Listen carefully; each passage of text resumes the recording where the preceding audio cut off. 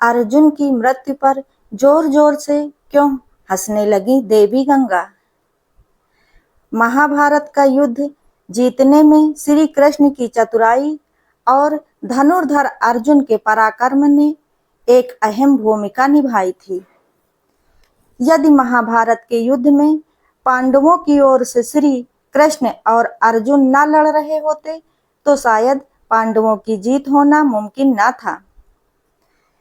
लेकिन क्या आपको मालूम है कि महाभारत के युद्ध में अहम भूमिका निभाने वाले अर्जुन स्वर्ग यात्रा में जाने से पहले ही 2 बार मर चुके थे। इसका मतलब ये है कि अर्जुन की अपने जीवन काल में 2 बार मृत्यु हो चुकी थी और उनकी मृत्यु के दौरान देवी गंगा जोर जोर से ठहाके लगाकर हंसने लगी। मगर क्यों? अर्जुन की मृत्यु पर मां कुंती के रोने पर देवी गंगा हंसने लगी क्यों? खुद भी एक मां होने के बावजूद देवी गंगा दूसरी मां के दुख पर हंस क्यों रही थी? महाभारत के युद्ध में जब पांडवों की जीत हुई थी तो हस्तिनापुर की गद्दी पर बैठे ज्येष्ठ पुत्र युधिष्ठिर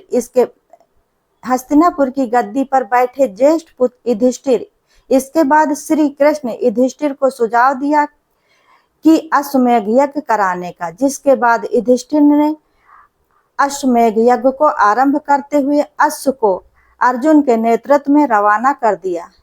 जिस दिशा में अश्व चलता उसी के पीछे पीछे अर्जुन और उनकी सेना भी चलती जाती। इस दौरान ये अश्व कई राज्यों से गुजरा। जिन भी राज्यों से अश्व गुजरता उन राज्यों के साथ अर्जुन ने युद्ध लड़ा। कई राज्यों ने तो पहले ही अर्जुन के आगे घुटने टेक दिए, लेकिन कई राजाओं ने ऐसा नहीं किया, जिसके बाद अर्जुन और उनकी सेना द्वारा युद्ध लड़ा गया और कई राजाओं को परास्त करते हुए अर्जुन उनके राज्यों को जीतते चले गए। ऐसे कई राज्यों को अपने अधीन करते हुए अर्जुन मणिपुर पहुंचे, जहां पर उनका सामना हुआ बब्रुवाहन से। आपको बता दें कि बब्रुवाहन अर्जुन और चिंत्रागदा के पुत्र थे और अपने पिता अर्जुन के उनके राज में पधारने से वह काफी उत्साहित थे। उन्होंने युद्ध के बारे में कुछ सोचा नहीं था और अपने पिता अर्जुन के स्वागत के लिए वह राज की सीमा पर जा पहुंचे।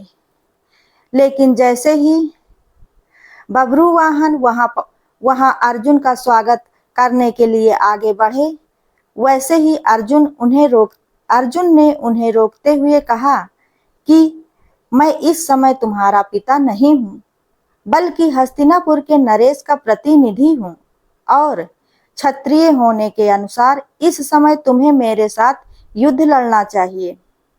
बस उसी समय अर्जुन की दूसरी पत्नी उलूपी वहां आती हैं और बब्रुवाहन से बोलती हैं कि हे पुत्र, तुम्हें अपने पिता के साथ युद्ध लड़ना चाहिए।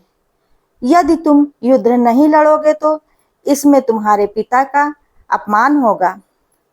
माता की आज्ञा पाते ही बब्रुवाहन युद्ध के लिए तैयार हो जाते हैं और अर्जुन और बब्रुवाहन के बीच युद्ध छिड़ जाता है।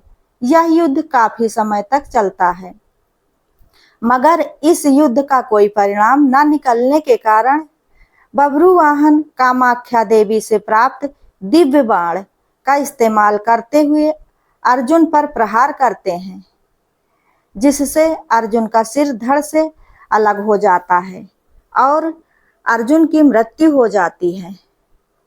साक्षात अर्जुन की मृत्यु देख हस्तिनापुर की सेना सुन्न हो जाती है और उसकी सूचना तुरंत श्री कृष्ण तक और हस्तिनापुर तक पहुंचाई जाती है। मणिपुर पहुंचकर श्री कृष्ण और माता कुंती अर्जुन को धरती पर पड़ा देखते हैं, जिसके बाद माता कुंती अर्जुन का सर अपनी गोद में रखकर फूट फूट कर रोने लगती हैं और बस इसी दौरान देवी गंगा अर्जुन की मृत्यु पर जोर जोर से ठहाके लगाकर हंसने लगीं। और जब काफी देर तक माता कुंती रोती रही तो देवी गंगा माता कुंती से कहती हैं, हे कुंती, तुम व्यर्थ में रो रही हो, क्योंकि तुम्हारे पुत्र अर्जुन को उसके कर्मों का फल मिला है। मेरा पुत्र भीष्म अर्जुन को अपने पुत्र की भांति स्नेह करता था, मगर फिर भी अर्जुन ने शिखंडी का सहारा लेकर मेरे पुत्र भीष्म का वध कर डाला। मैं भी उस समय ऐसे ही रोई थी जैसे तुम आज अपने पुत्र के लिए रो रही हो। मैंने अपने पुत्र के वध का बदला ले लिया, क्योंकि जिस कामाख्या देवी के बाण से बभ्रुवाहन ने अर्जुन का सिर धड़ से अलग किया है, वह मेरे द्वारा ही प्रदान किया गया था। देवी गंगा के शब्दों में बदले की भावना झलक रही थी और देवी गंगा की इस बदले की भावना को देखते हुए श्री कृष्ण हैरान हो गए और देवी गंगा से बोले, हे देवी, आप किस बदले की बात कर रही हैं? आप किससे बदला लेंगी? अर्जुन की माता कुंती से या फिर अर्जुन से? आप एक माता से प्रतिशोध कैसे ले सकती हैं? यह सुनकर देवी गंगा ने श्री कृष्ण से कहा, हे वासुदेव, ये तो आप जानते ही हैं कि अर्जुन ने उस समय मेरे पुत्र का वध किया था जब वह निहत्था था। जब अर्जुन का ऐसा करना उचित था तो अर्जुन का वध उसी के पुत्र द्वारा करवा कर मैंने क्या गलत किया? फिर श्री कृष्ण जी कहते हैं, हे देवी गंगा, श्री कृष्ण जी देवी गंगा को समझाते हुए कहते हैं कि भीष्म पितामह यह भली भांति जानते थे कि यदि वह जीवित रहेंगे तो कौरवों की तरफ से युद्ध के मैदान में आना होगा और ऐसे में पांडवों की जीत होना नामुमकिन था। इसलिए उन्होंने खुद को मार्ग से हटाने का निर्णय लिया और अर्जुन को वह स्थिति बताई जिसमें वो अपने भीष्म पितामह की मृत्यु कर सके।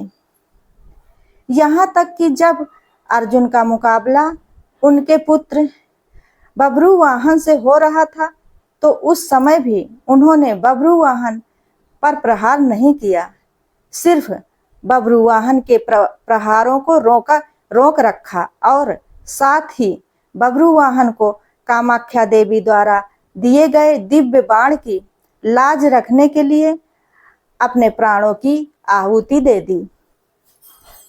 अब श्री कृष्ण द्वारा दिए गए तथ्यों को सुनकर देवी गंगा सोच में पड़ गईं और उन्होंने श्री कृष्ण से अर्जुन को पुनः जीवित करने का मार्ग पूछा।